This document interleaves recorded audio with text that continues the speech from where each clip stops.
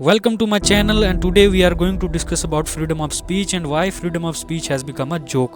जिन लोगों को ये नहीं पता कि फ्रीडम ऑफ स्पीच क्या है, मैं उन लोगों को बता दूं कि इंडियन कॉन्स्टिट्यूशन में आर्टिकल 19 भारत के हर नागरिक को बोलने की आज़ादी देता है, जिसके तहत हम किसी भी चीज़ पर अपना ओपिनियन रख सकते हैं और हमें कोई रोक नहीं सकता। बट वो कहते हैं ना, हर चीज़ की एक नेगेटिव साइड होती है, वैसे ही फ्रीडम ऑफ स्पीच की भी एक नेगेटिव साइड है, जिसकी वजह से आज ये एक जोक बन गया है। कुछ लोग फ्रीडम ऑफ स्पीच का use hate speech, wrong information, fake propaganda और गलत ओपिनियन स्प्रेड करने के लिए करते हैं, जिसकी वजह से समाज में नेगेटिविटी, हेट और क्राइम बढ़ता है। इसे थोड़ा डीपली समझते हैं। जब कोई फ्रीडम ऑफ स्पीच के नाम पे गलत इन्फॉर्मेशन स्प्रेड करता है तो लोगों के पास गलत इन्फॉर्मेशन जाती है, और जब गलत डेटा लोगों के माइंड में जाता है तो उस डेटा के अकॉर्डिंग लोगों के ओपिनियंस फॉर्म होते हैं।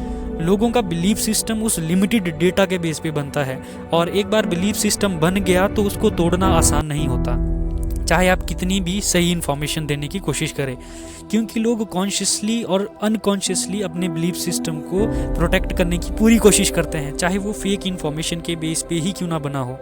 लोग इसलिए अपने बिलीफ सिस्टम को बचाना चाहते हैं क्योंकि लोग खुद की नज़र में और दूसरों की नज़र में गलत साबित नहीं होना चाहते। गलत साबित होने के बाद जो गिल्ट पैदा होता है, उससे बचने के लिए कॉन्शियसली और अनकॉन्शियसली हम अपने बिलीफ सिस्टम को डिफेंड करते हैं। इट डजेंट मैटर कि वो फेक इन्फॉर्मेशन के बेस पे बना हो या सही इन्फॉर्मेशन के बेस पे। समाज में ज़्यादातर लोगों का अवेयरनेस लेवल उतना ऊंचा नहीं है, इसलिए वो सही और गलत में फ़र्क नहीं समझ पाते। लोगों ने अपनी कंडीशनिंग और बिलीव्स के अकॉर्डिंग सही और गलत की डेफिनेशन बना ली है। जो उनके बिलीफ सिस्टम को सपोर्ट करेगा, जो उनकी आइडियोलॉजी को सपोर्ट करेगा, वो सही है और बाकी सब गलत।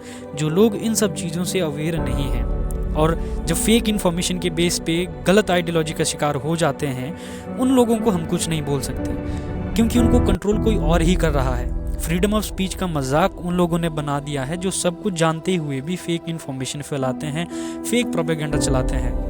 इनमें ज़्यादातर न्यूज़ चैनल और पॉलिटिशियन होते हैं, लेकिन आजकल यूट्यूबर्स भी कुछ कम नहीं हैं। जब भी आपको कोई अधिकार दिया जाता है तो उस अधिकार के साथ आती है रिस्पॉन्सिबिलिटी, लेकिन लोग फ्रीडम ऑफ स्पीच को रिस्पॉन्सिबल होकर यूज़ नहीं करते हैं। आप अपने घर वालों और रिलेटिव्स के बीच में जाकर माँ बहन की गालियाँ दो और फिर आपको कोई कहे कि आप गलत हैं और बाद में आप उसको फ्रीडम ऑफ स्पीच के नाम पे डिफेंड करने लग जाओ, तो इस बात के पीछे कोई लॉजिक नहीं है।